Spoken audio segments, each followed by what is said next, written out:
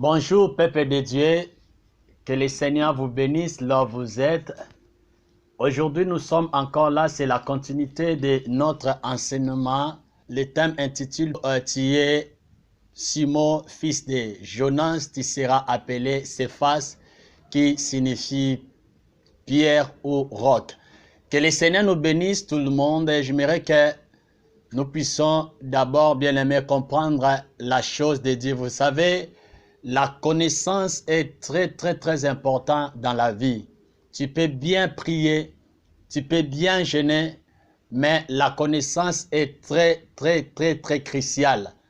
La parole de Dieu dit dans le livre des Proverbes chapitre 28 verset 9, si quelqu'un détourne son oreille de ne pas écouter la loi qui représente la parole de Dieu, sa prière est une abomination devant le Seigneur. Et Osée, chapitre 4, verset 6, la parole de Dieu dit, mon peuple détruit parce qu'il manque la connaissance. Puisque tu rejettes la connaissance, je te rejetterai et tu seras dépouillé de mon sacerdoce.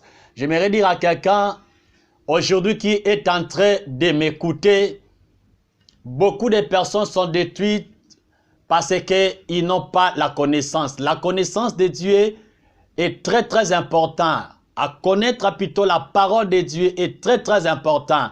Et Dieu a dit, si tu rejettes la connaissance qui est sa parole, Dieu a dit, je te rejetterai et tu seras dépouillé de mon sacerdoce. Serviteur de Dieu, enfant de Dieu, là où tu es en train de me suivre, la chose de Dieu ou le service de Dieu est lié à la connaissance. Que le Seigneur soit béni. Aujourd'hui, c'est la troisième partie de notre enseignement. Nous allons continuer pour la gloire de Dieu.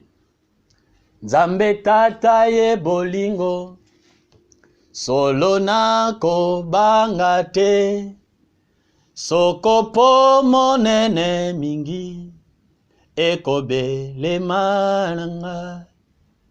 Nzambe tata ye bolingo, solona kobanga te, sokopo monene mingi, ekobelema nanga. Nzambe ye ajali tata, solona kobanga te. Nzambe ye ajali tata, solona kobanga te. Nzamba ye bisaki njela, nakozanga mokete. Ye atamboli na njela, ekotambolisa ye. Nzambe ye ajali tata, solona kobanga te. Nzambe ye ajali tata, solona kobanga te. Nzamba pusi na mayele, bato nyonso awose, solo akosunga biso ye, ekoyamba biso ye. Nzamba pusi na mayele, bato nyonso awose, solo akosunga biso, ekoyamba biso ye. Je vais prier avant que nous puissions continuer de partager la parole. Père, merci pour ce moment. C'est le moment où toi tu nous formes. C'est le moment où toi tu crées des choses. Tu as créé le monde par ta parole et tu continues à créer dans nos vies au travers de ta parole. Enseigne-nous au nom de Christ Jésus, que le Saint-Esprit soit au rendez-vous. Nous avons ainsi prié. Amen. Que le Seigneur soit béni. Nous allons continuer sur notre thème intitulé « Tu es Simon, fils de Jonas, tu seras appelé Pierre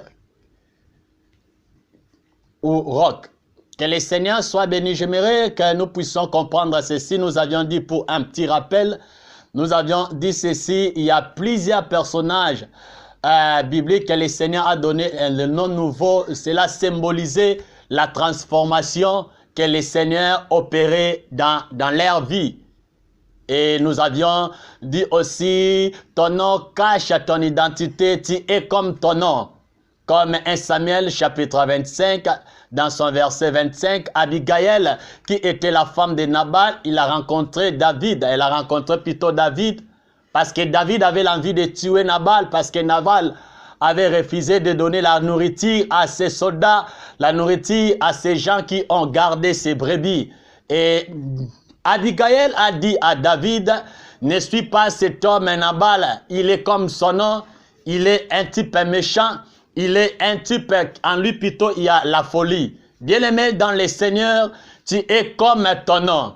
Et aujourd'hui nous allons continuer et nous avions dit que l'Éternel Jésus plutôt avait donné un nouveau nom à Simon qu'on appelait Pierre. Il a dit à Simon, ton nom sera Pierre, tu seras plutôt appelé Pierre. J'avais dit que le verbe était conjugué au futur à la deuxième personne du singulier. Et tout au long du Seigneur Jésus-Christ, marchait avec les apôtres, marchait avec ses disciples. Pierre n'avait pas le nom de Simon, plutôt n'avait pas le nom de Pierre. Et il n'avait pas cette identité-là, le nom de Pierre, il était toujours Simon. Lorsqu'on parle de Simon, nous avions dit que Simon signifie celui qui écoute, celui qui entend. Mais selon notre enseignement, Simon, c'est celui qui ne comprend pas les choses de Dieu. C'est celui qui était censé spirituel. Et Simon, c'est la personne qui est immature. Simon, c'est la personne bien-aimée qui marche encore charnellement. Que le Seigneur soit béni. Et nous avions dit que le nom de Pierre a eu son accomplissement lorsque Jésus était ressuscité. Et après avoir été ressuscité, il souffla sur ses apôtres. Et en ce moment, que Simon était devenu Pierre. Et j'avais dit que le souffle du Seigneur Jésus, dans Jean chapitre 20, verset 22, a transformé la vie de Simon. Et Simon était devenu Pierre. Bien-aimé, c'est Jésus qui avait soufflé. Ce n'était pas Jésus qui était sorti dans le ventre de Marie. Le Seigneur a soufflé sur eux. C'est le Seigneur Jésus qui était ressuscité. Vous devez savoir, bien-aimé dans le Seigneur, Jésus était 100% homme, il était 100% Dieu. Mais quand il était ressuscité 100% Dieu. Et il a laissé son humanité au tombeau. Et il était ressuscité 100% Dieu avec un corps glorieux. La raison pour laquelle il a soufflé sur ses apôtres. Et à ce moment-là, Pierre est devenu Pierre. Simon est devenu plutôt Pierre. Il a eu le nom du ciel, l'identité du ciel. Vous allez comprendre dans la version d'Arby. La Bible dit que Jésus a soufflé année. La Bible n'a pas dit, c'est lui second qui a dit que le Seigneur Jésus a soufflé sur eux. Mais dans la version d'Arby, la Bible dit que Jésus souffla année. C'est pour cela que j'avais dit que le souffle que Jésus avait soufflé a donné à Simon, à Pierre, la vie spirituelle et la vie éternelle. Vous devez savoir, lorsque le souffle de Dieu, de Jésus, est entré en Simon, cela veut dire que cela a changé la vie de Simon. Et Simon était devenu un homme spirituel, il avait la vie éternelle. Et en ce moment, il était devenu Pierre. Bien-aimé dans le Seigneur, nous avions déjà cité quelques caractères ou quelques comportements ou attitudes de Simon. Et tout au long de notre enseignement, nous allons expliquer l'attitude de Simon et l'attitude de Pierre. Et par la grâce de Dieu, dans l'autre partie, nous avions cité l'attitude de Simon. Et nous avions dit que Simon, c'est la personne qui est faible dans la prière. Et nous avions aussi dit que le deuxième point, Simon, c'est la personne qui agit charnellement. Et nous avions donné des versets lorsque les seigneurs étaient... Ils ont plutôt voulu arrêter les seigneurs par les soldats pour être crucifiés. Nous avions dit, Simon a coupé l'oreille de Marquis. C'est dans le livre de Jean, chapitre 18, versets 10 à 11.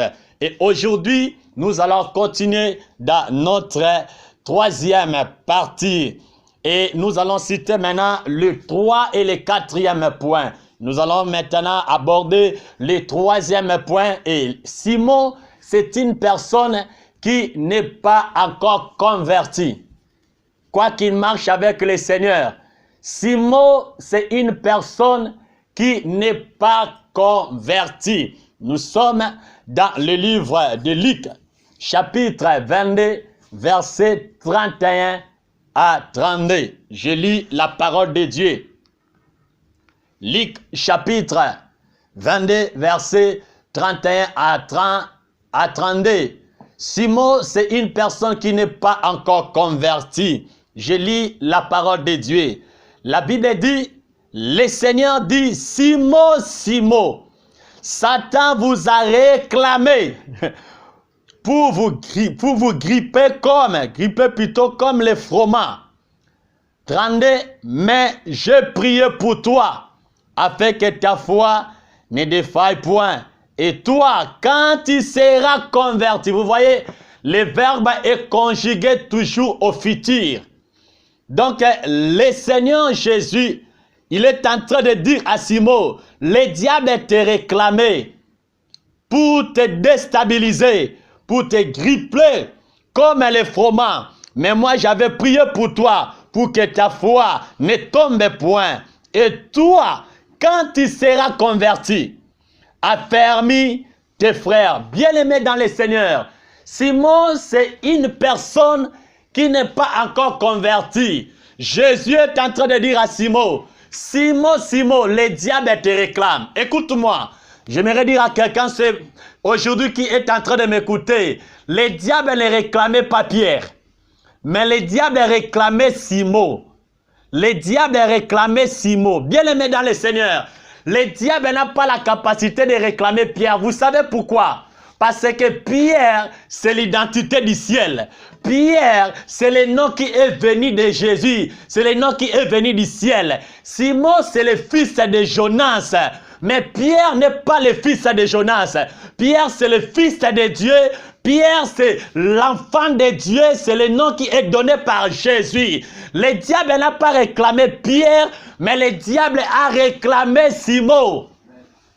Écoute-moi, mais la Bible dit, Jésus a dit, le diable réclame Simon, Simon. Le diable t'a réclamé pour déstabiliser ta foi.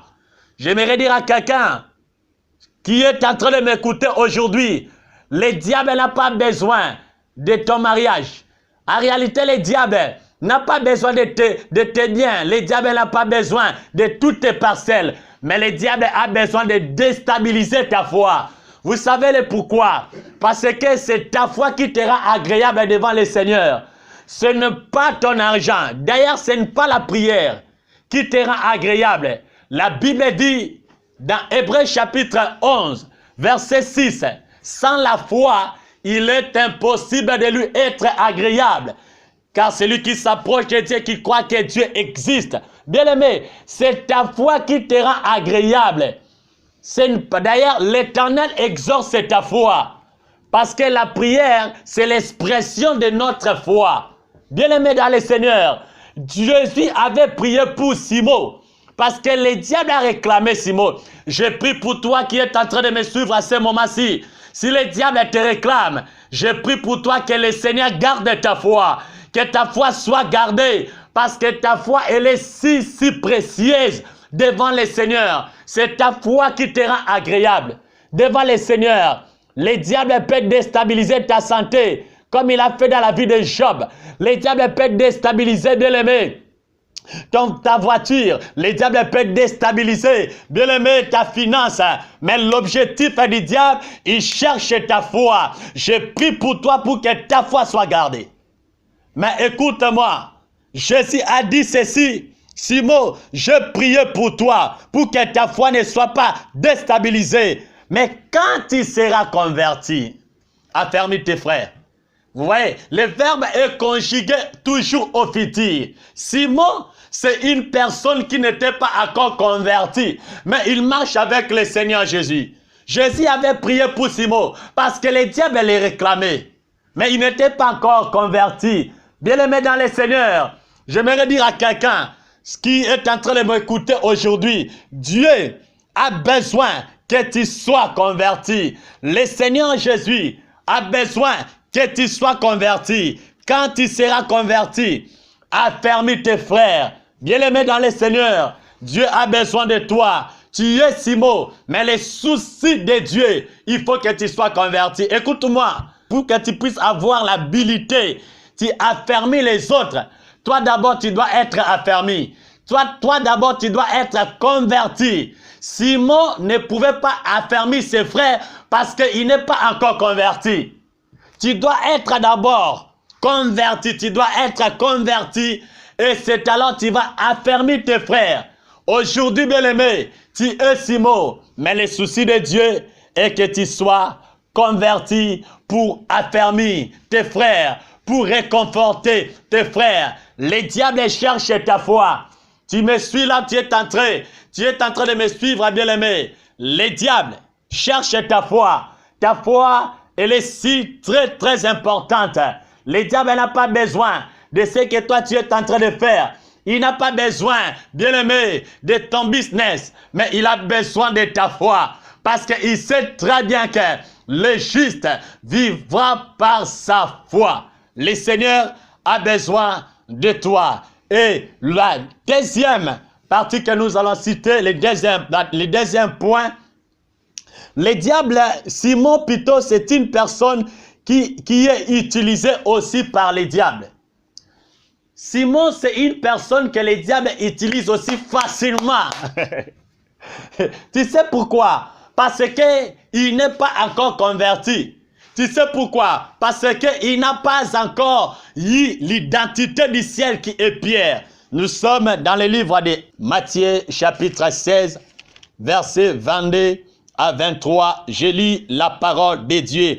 Pierre, l'ayant pris à part, s'est mis à les reprendre et dit, à Dieu ne plaise, Seigneur, cela ne t'arrive pas. Mais Jésus se retourna, dit à Pierre, arrière de moi Satan, arrière de moi Satan, tu n'as scandale plutôt car tes pensées ne sont pas les pensées de Dieu, mais celles des hommes. Je reprends encore dans le 23e verset. Mais Jésus se retourna, dit à Pierre, arrière de moi, Satan, tu m'as un scandale, car tes pensées ne sont pas les pensées de Dieu, mais celles des hommes. Le Seigneur Jésus parlait de sa mort. Maintenant, écoutez ce que Simon a dit. Malgré Jésus l'a appelé Pierre, mais l'identité de Pierre n'était pas encore sortie. Ça, c'est l'identité de Simon qui disait à Jésus, moi je ne veux pas que tu puisses mourir, reste avec nous, que cela n'arrive pas. Jésus a réprimandé Simon, il a dit, arrière de moi Satan. Cela veut dire quoi? Le diable s'est incarné derrière Simon, dans la pensée, dans la parole de Simon. Comme un adage qui dit, derrière ton comportement, il y a un esprit. Aujourd'hui, je suis venu te dire, derrière, bien-aimé, toute parole, il y a aussi un esprit. Bien-aimé dans le Seigneur, je suis venu te dire, aujourd'hui, les Simon, ce sont des personnes que les diables utilisent facilement. Le Seigneur Jésus, comme il était un homme spirituel, il connaissait comment les diables fonctionnent. Il a vu les diables derrière les paroles de Simon. Bien-aimé dans le Seigneur, aujourd'hui, si les diables t'utilisent, refuse que les diables puissent t'utiliser. Accepte le Seigneur Jésus puisse t'utiliser et le Seigneur te bénira. Aujourd'hui, si tu es utilisé par les diables, je déstabilise cet esprit au nom puissant de Jésus-Christ de Nazareth. Nous sommes arrivés presque à la fin. Que le Seigneur nous bénisse et que le Seigneur soit avec vous. Je vais prier pendant quelques secondes. Seigneur, merci pour ce moment, pour la troisième partie. Et nous recommandons la partie qui arrive entre tes mains. Assistez-nous. Au nom de Jésus, nous avons ainsi prié. Amen. Que le Seigneur vous bénisse tous. Bye.